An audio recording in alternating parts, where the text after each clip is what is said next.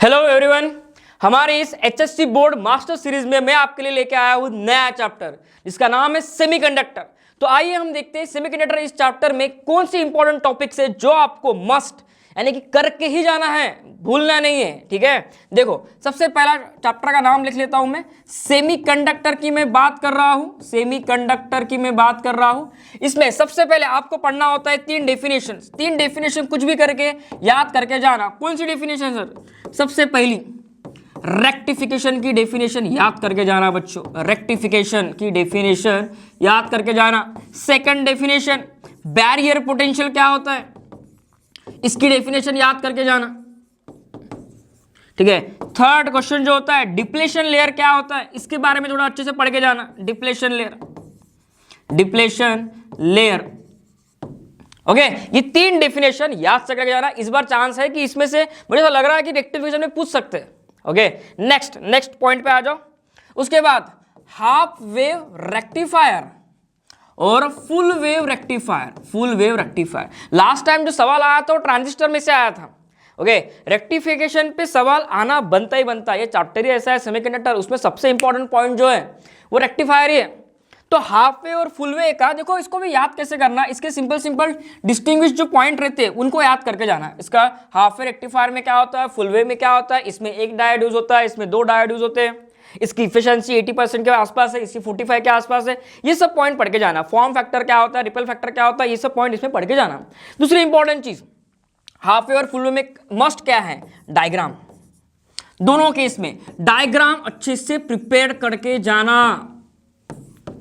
At least diagram को explain तो कर पाओगे तुम लोग। ठीक है, उसके बाद डायग्राम तो कर लिया हमने। उसके बाद डायग्राम के बाद होता है सबसे इंपॉर्टेंट पॉइंट, डायग्राम हो गया, half wave rectifier, full wave rectifier हो गया, डिस्टिंग्विश हो गया। हाँ, ग्राफ्स।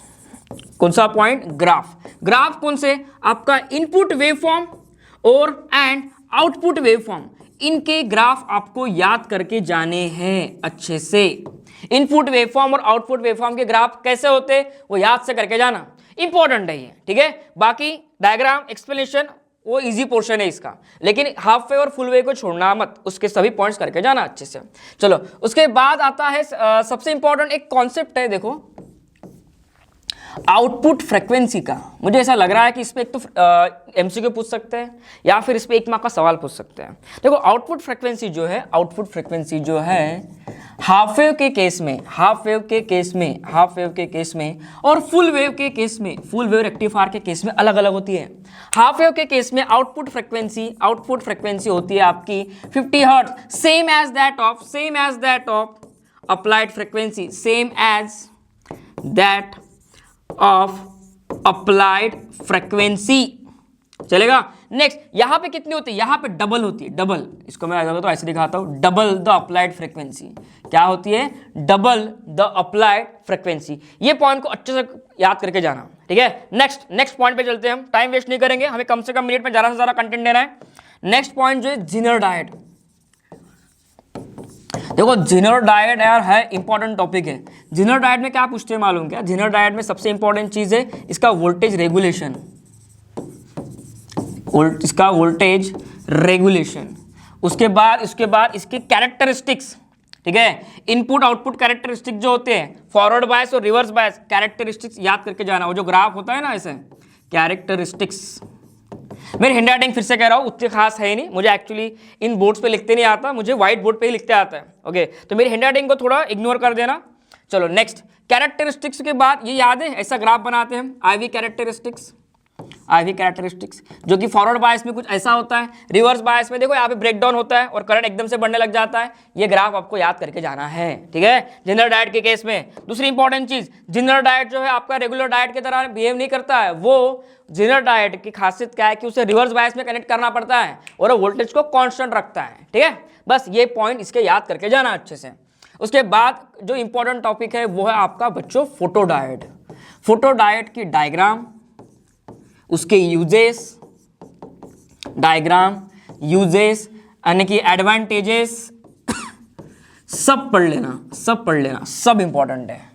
और थोड़ा सा एक्सप्लेनेशन कि फोटोडायोड करता कैसे, कैसे वर्क करता है, इसके बारे में आप आपकी किताबों में पढ़ लेना, ठीक है। चलो नेक्स्ट जो इंपॉर्टेंट टॉपिक है, इस पे सवाल हमेशा से बनते आ रहे हैं, वो है आपका बीजेटी यानी कि ट्रांजिस्टर, बाइपोलर जंक्शन ट्रांजिस्टर। इसमें देखो लास्ट ईयर उन्होंने क्या पूछा था ये बता देता हूं मैं। लास्ट ईयर उन्होंने इमिटर, चलो आपका इमिटर, आपका बेस और आपका कलेक्टर, इनकी डोपिंग अलग अलग होती है। सबसे ज्यादा हेवीली डोप कौन होता है? इमिटर, उसके बाद कलेक्टर, उसके बाद सबसे लाइटली डोप कौन होता है? बेस। तो उन्होंने ये सवाल पूछा था कि इनकी डोपिंग लेवल जो है वो अलग अलग क्यों है। लास्ट ईयर सवाल आया था इस पे, तो इस बार आशा करते हैं कि इस पे तो सवाल इस पॉइंट पे तो नहीं आएगा, लेकिन दूसरा इंपॉर्टेंट जो पॉइंट है ट्रांजिस्टर में वो है बच्चों अल्फा और बीटा, करंट गेन, अल्फा और बीटा, इन दोनों के फॉर्मूले अच्छे से याद करके जाना, और इन दोनों में एक रिलेशन आता है अल्फा और बीटा में, वो भी अच्छे से करके जाना, ठीक है। दूसरी इंपॉर्टेंट चीज, एक आध मार्क का अगर सवाल पूछ लिया तो ये फॉर्मूले पे बेसिक वाला पूछ लेंगे, IE equals to IB plus IC, at least ये फॉर्मूला तो भी रट के जाना, ठीक है। मैं फिर से कह रहा हूँ, ये वीडियो बना रहा हूँ ना मैं उन बच्चों के लिए बना रहा हूँ जिनको लास्ट टाइम में ना अभी कुछ समझ नहीं रहा कि कैसे प्रिपरेशन करना है, क्या क्या पॉइंट छोड़ने, क्या क्या पॉइंट याद करना है, और पढ़ने में जाओ तुमसे याद नहीं हो रहा होगा, तो मैं जो बता रहा हूँ एटलीस्ट इतना तो करके जाना है।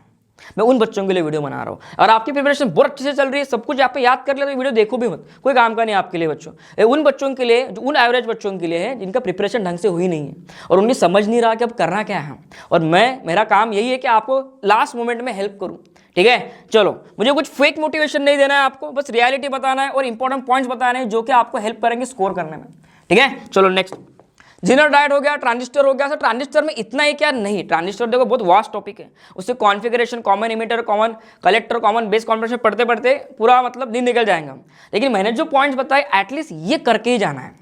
और मोस्टली क्या होता है ना बच्चों, जो कोई स्टूडेंट पहले चैप्टर से शुरुआत करता है, सर्कुलर मोशन, रोटेशनल मोशन, उसके बाद बाकी चैप्टर्स पे आते आते एंड तक आते आते यहाँ तक वो दम ही तोड़ देता है।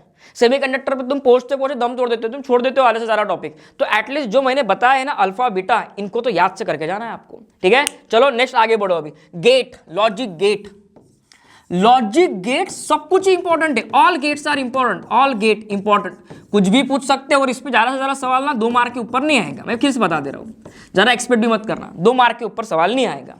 एक तो आपको कोई बुलियर इक्वेशन दे देगा और उससे बोलेंगे कौन सा गेट है, ट्रुथ टेबल पूछ लेंगे, सिंपल, इसके अलावा इस पे सवाल नहीं बनता है। तो गेट इंपॉर्टेंट है, और गेट जैसा इजी पॉइंट कोई है ही नहीं। देखो इस पे हमारे सेमीकंडक्टर पे कितना 5 मार्क का कंटेंट आता है, ठीक है। एक सेकंड बच्चों, हमारे इस सेमीकंडक्टर में 4 मार्क का कंपलसरी क्वेश्चन आएगा और 1 मार्क ऑप्शनल आएगा, और हो सकता है इस बार एमसीक्यू में डाल सकते हैं वो लोग, 3 मार्क का एक क्वेश्चन, वो 2 मार्क का एक क्वेश्चन, ऐसे भी कर सकते हैं। तो बहुत सारे तरीके से सवाल पूछ सकते हैं, तो ये 5 मार्क ईजी है। देखो बाकी डिफिकल्ट चैप्टर के पीछे भागने से अच्छा ना ये चैप्टर आसान है, इसमें आपके 5 मार्क इजीली सिक्योर हो सकते हैं। तो ऐसे चैप्टर के पीछे भागो जो जिसमें स्कोर करना आसान हो, इसमें स्कोर करना क्या हो, आसान हो। चलो थैंक यू सो मच। अगर आपको मेरी कुछ भी हेल्प लगती है तो मुझे बताइए, मैं आपकी ऑफलाइन और ऑनलाइन दोनों तरीके से मदद करूंगा, बस आप मुझे कमेंट सेक्शन में बताइए कि आपको क्या हेल्प चाहिए, ठीक है। चलो thank you so much students.